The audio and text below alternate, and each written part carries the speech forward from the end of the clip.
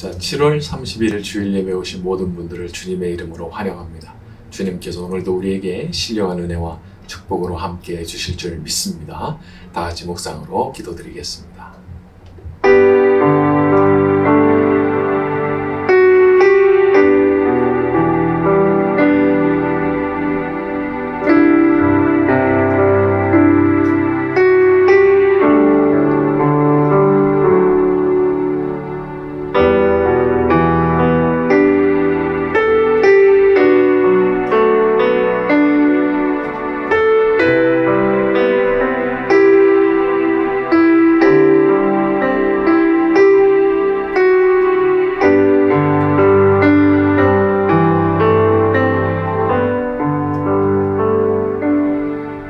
사랑하는 주님, 이 시간 저희가 주님을 예배하고자 이 자리에 함께 모여 있습니다.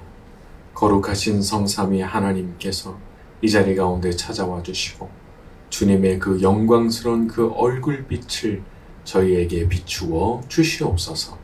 예수님의 이름으로 기도드렸습니다. 아멘.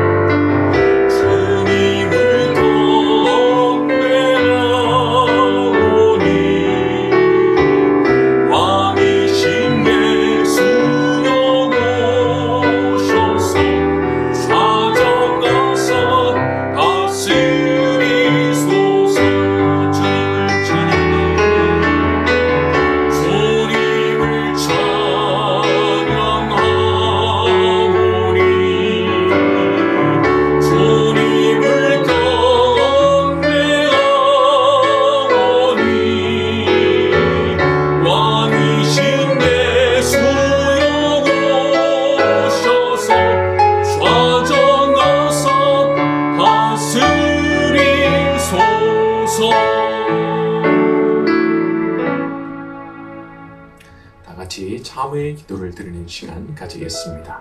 저희 모든 죄악과 허물을 고백하오니 주의 보혈로 덮어 주시옵소서. 다같이 작은 소리로 기도드리겠습니다.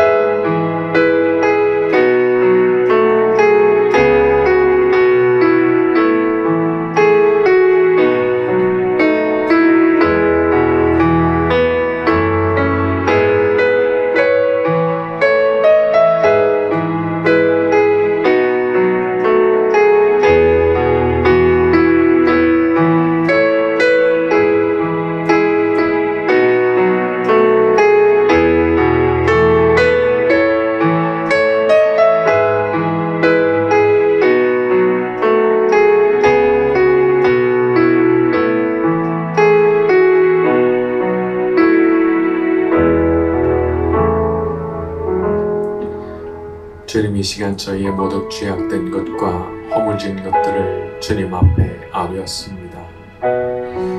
인간의 힘으로는 어떻게 할 수 없는 것들이기에 주님 앞에 고개를 숙이고 아뢰었사오니 주 예수님 이 자리 가운데 친히 찾아오셔서 주의 그 거룩한 보혈로 저희를 덮어주시옵시고 더럽혀졌던 모든 것들이 주님의 능력과 은혜로 말미암아 눈과 같이 희어지는 것을 보게 하여 주시옵소서. 예수님의 이름으로 기도드렸습니다. 아멘. 네, 우리 교동문 시편 같이 낭독합니다. 여호와여, 내가 주께 피하오니 내가 영원히 수치를 당하게 하지 마소서. 주의 의로 나를 건지시며 나를 풀어주시며 주의 귀를 내게 기울이사 나를 구원하소서. 주는 내가 항상 피하여 숨을 바위가 되소서. 주께서 나를 구원하라 명령하셨으니 이는 주께서 나의 반석이시오 나의 요새이심이니이다. 나의 하나님이여, 나를 악인의 손 곧 불의한 자와 흉악한 자의 장중에서 피하게 하소서. 주 여호와여, 주는 나의 소망이시오 내가 어릴 때부터 신뢰한 이시라. 내가 모태에서부터 주를 의지하였으며 나의 어머니의 배에서부터 주께서 나를 택하셨사오니 나는 항상 주를 찬송하리이다. 아멘.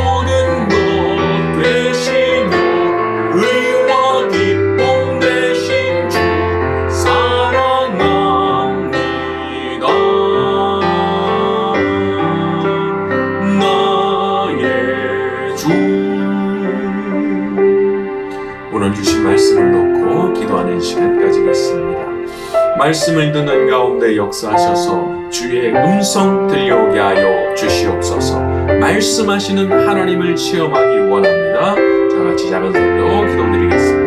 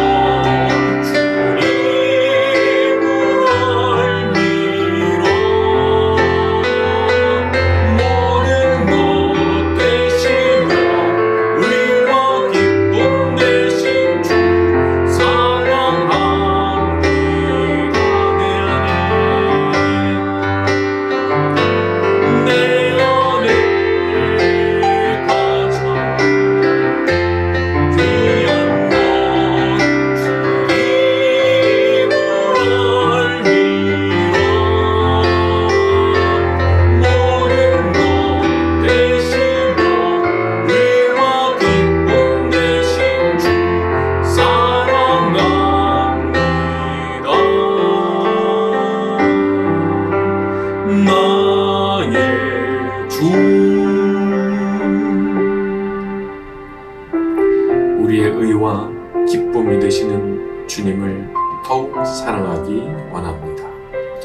오늘 말씀을 듣는 가운데 역사하셔서 저희의 고민하던 모든 문제들이 말씀을 듣는 가운데 해결되게 하여 주시옵소서. 말씀을 듣다가 질병의 치유가 일어나게 하여 주시옵시고 몸과 마음을 괴롭히던 모든 악한 것들이 떠나가게 하여 주시옵시고 하나님의 성령으로 충만해지는 것을 경험하게 만들어 주시옵소서. 예수님의 이름으로 기도드렸습니다.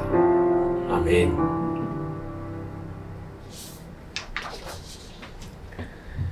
광고 말씀 드리겠습니다. 러시아와 우크라이나 전쟁 속히 종식될 수 있도록 기도를 부탁드리고요. 여름 휴가 기간인 8월 3일 수요기도회는 쉬어갑니다. 주일 예배는 그대로 진행이 됩니다.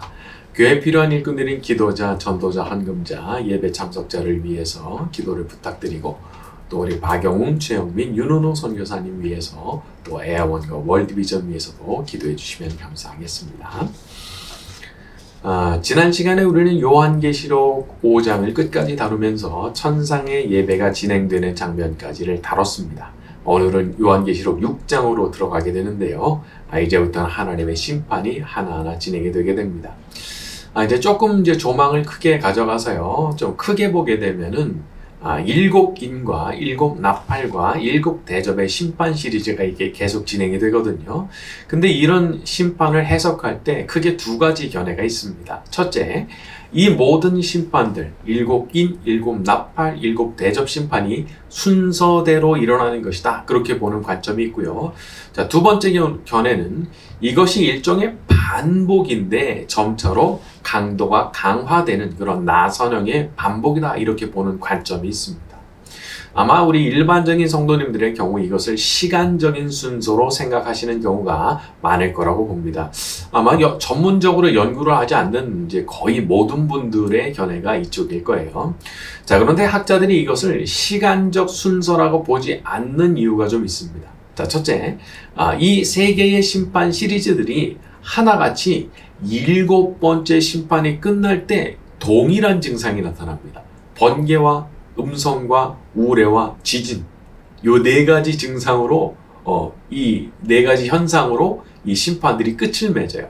자, 8장 5절에 가서 보게 되면은 천사가 향로를 가지고 제단에 불을 담아다가 땅에 쏟음에 우레와 음성과 번개와 지진이 나더라 이렇게 되어 있고요. 이게 7번째 인을 떼실 때 벌어진 일입니다.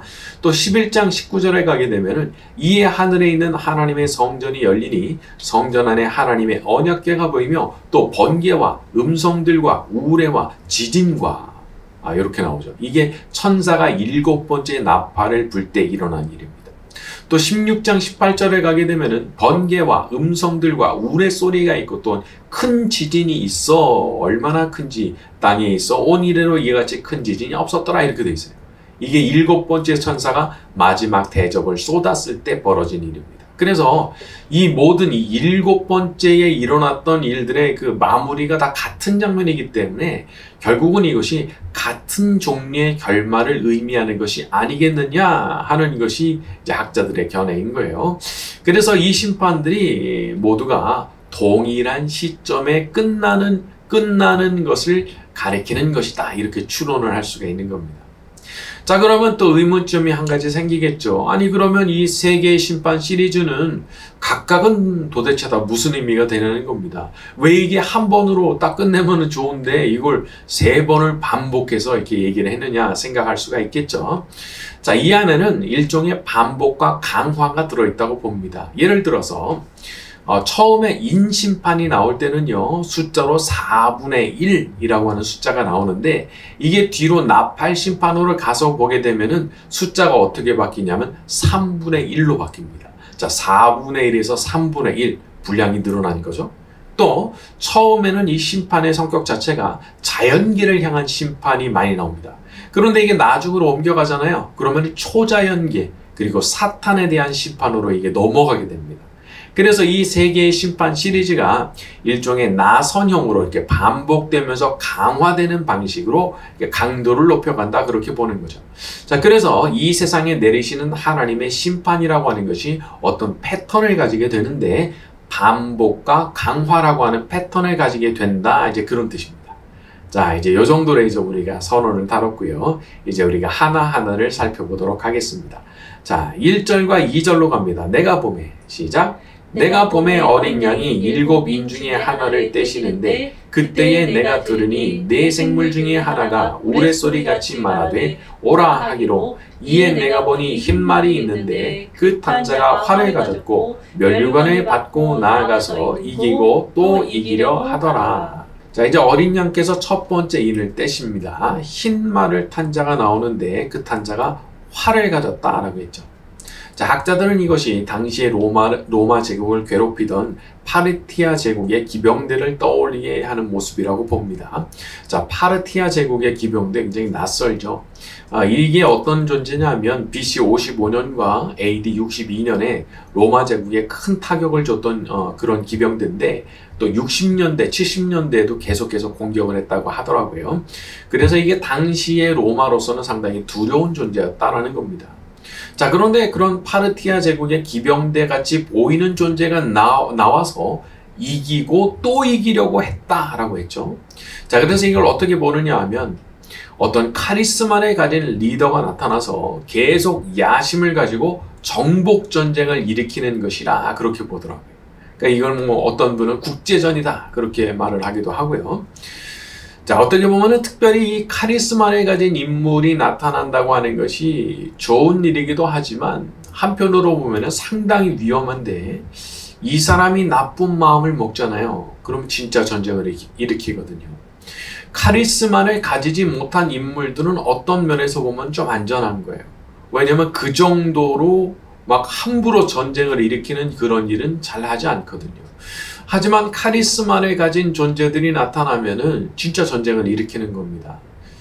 지금 뭐 러시아와 우크라이나 전쟁이 일어나고 있는데, 그렇게 세상을 혼란에 빠뜨리고 나라가 나라를 서로 대적해서 죽이는 그런 전쟁을 시작하는 거죠.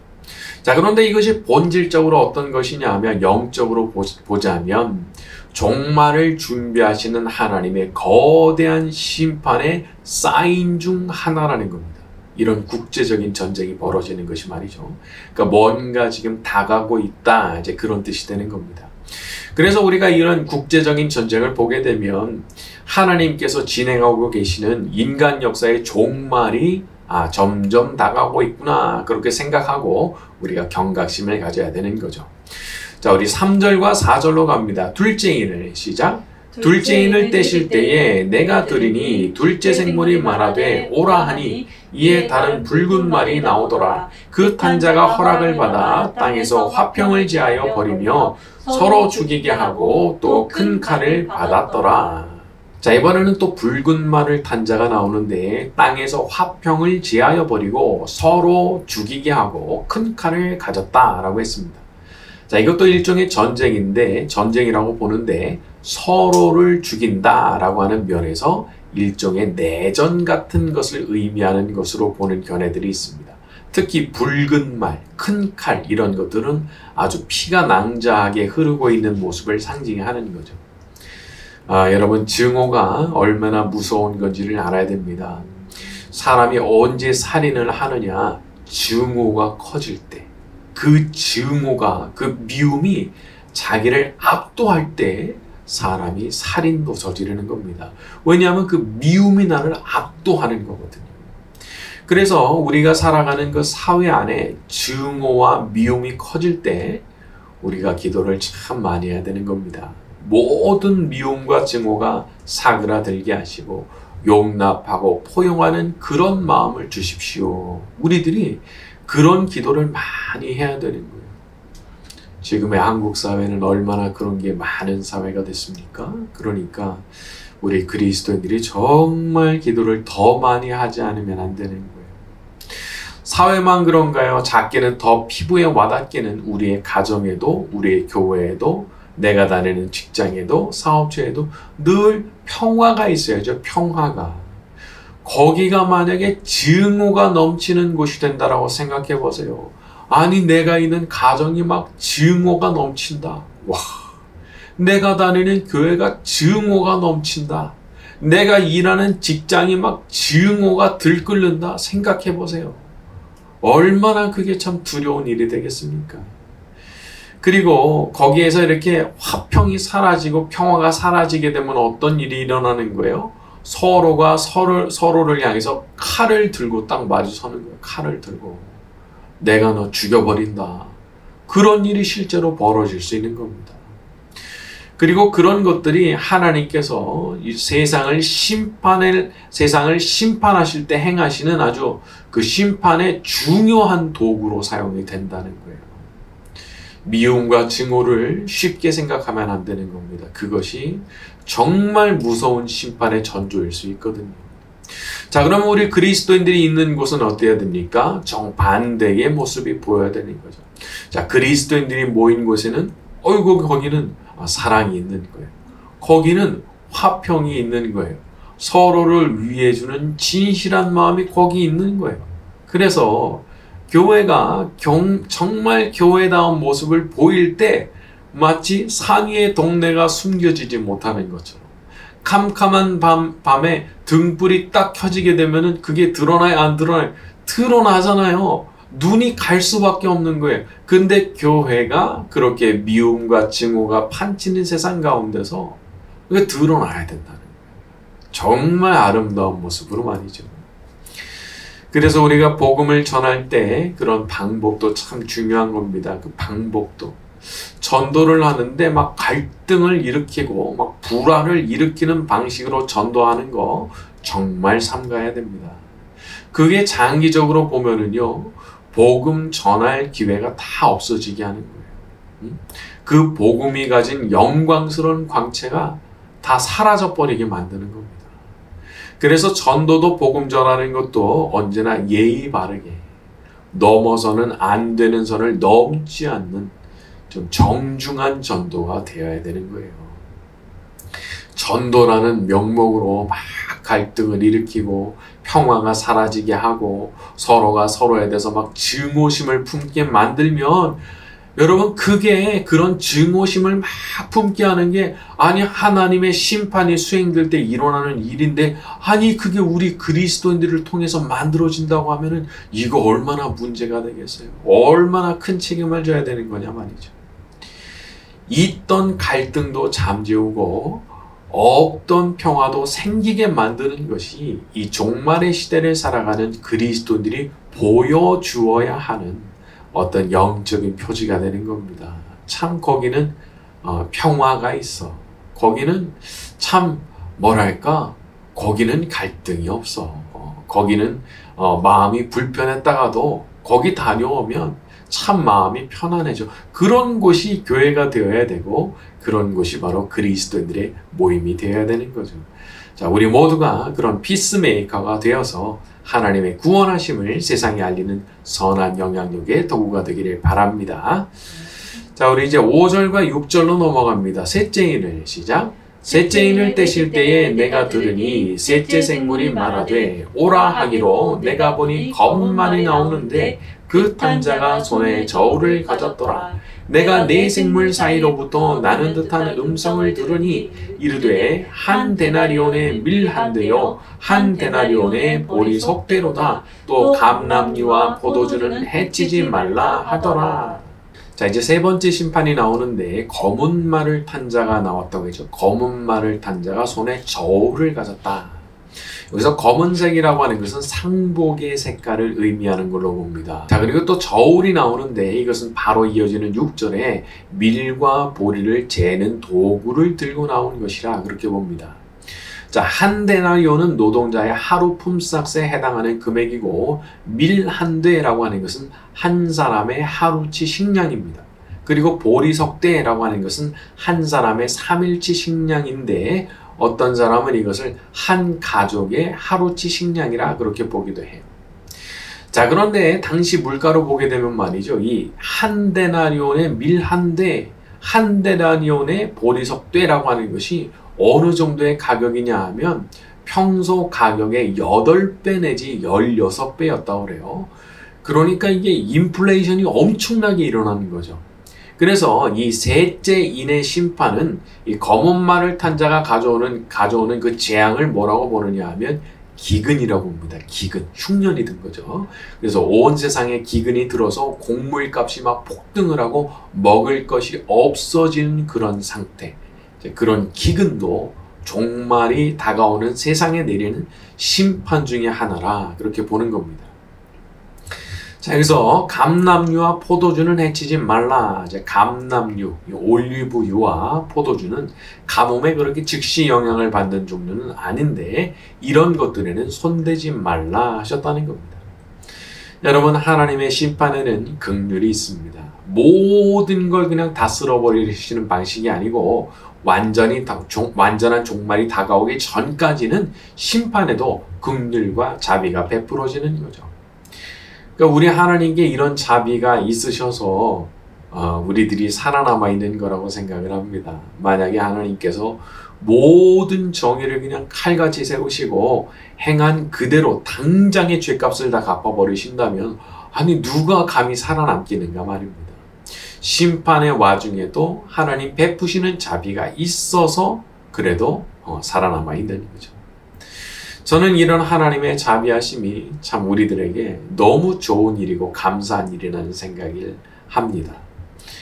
그리고 한편으로는요, 우리도 그래야 되는 거예요. 우리 하나님도 그렇게 자비를 베푸시지만 우리도 그래야 되는 거예요. 물론 잘못이 있을 수 있죠.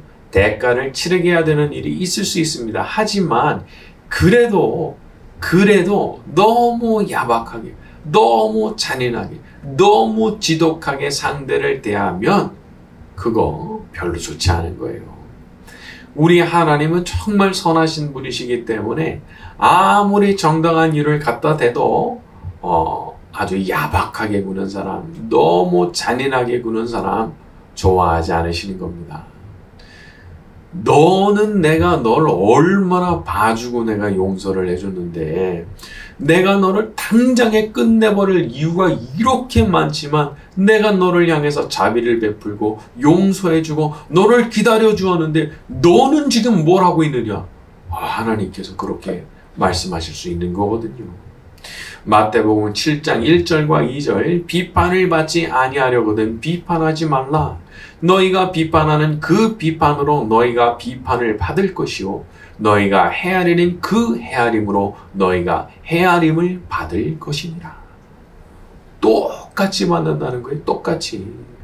다른 사람 용서해주고 그 사람에게 자비를 베푸는 그것이 결국 자기 자신이 하나님 앞에 용서받게 만들고요. 자기 자신이 하나님 앞에 자비를 얻게 만드는 요인이 된다는 겁니다. 어떻게 보면 하나님 앞에서 은혜를 입는 방법이 쉬워요. 쉽다고요. 그 어떻게 하는 거예요? 내가 먼저 항상 은혜를 베풀며 사는 거예요. 내가 먼저 살아가면서 늘 은혜를 베풀면서 살아가는 거예요. 그러면 나도 은혜를 입을 거거든요. 나도 늘 너그럽게 용서를 먼저 해주고 살아가는 거예요. 그러면 하나님께서 나에 대해서도 용서해 주실 거거든요. 그러니까 이게 주는 대로 받는 거예요. 주는 대로 뿌린 대로 거둔다 그런 말이 있죠. 근데 그런 것이 하나님 앞에서도 얼마나 중요한 그런 원리가 되는지 몰라요. 그러니까 먼저 내가 자비를 베푸는 겁니다. 먼저 내가 긍휼과 은혜를 베푸는 겁니다. 그럴 때 하나님 앞에 또 기도드릴 때도 좀 뭐랄까 좀 담대함이랄까 그런 거 생기는 거잖아요. 하나님 아버지 제가 이렇게 해온 거 알고 계시죠? 제게도 좀 은혜를 베풀어 주십시오. 얼마나 좀 담대한 마음으로 기도드릴 수 있냐 말이에요. 자비로우신 우리 하나님 아버지께서 그렇게 용서하고 자비를 베풀고 은혜를 베푸는 우리의 모습을 보시고 우리의 용서와 우리의 너그러움과 우리의 자비에 대해서 반드시 그 이상의 것으로 우리에게 갚아주실 줄로 믿습니다. 자, 오늘 말씀 여기까지 하고 찬양 같이 합니다.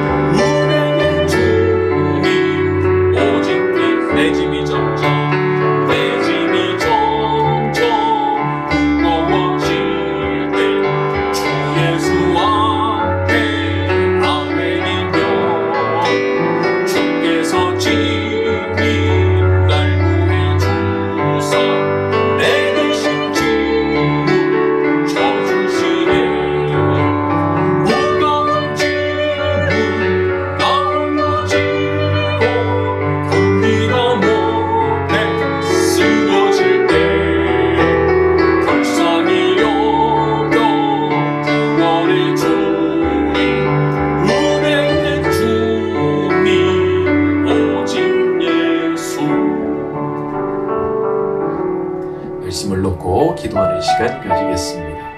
저희 자신의 능력으로는 자비를 베풀 수도 없고 용서할 수도 없습니다. 그러나 성령께서 저희를 덮어주시면 저희도 자비를 베풀 수 있는 사람 될 줄로 믿사오니 자비의 성령이시여 저희를 덮어주시옵소서. 저희가 있는 그곳에 평화가 임하게 하시고 이 세상을 평화롭게 하는 피스메이커로 살아갈 수 있도록 도와주시옵소서. 다 같이 작은 소리로 기도드리겠습니다.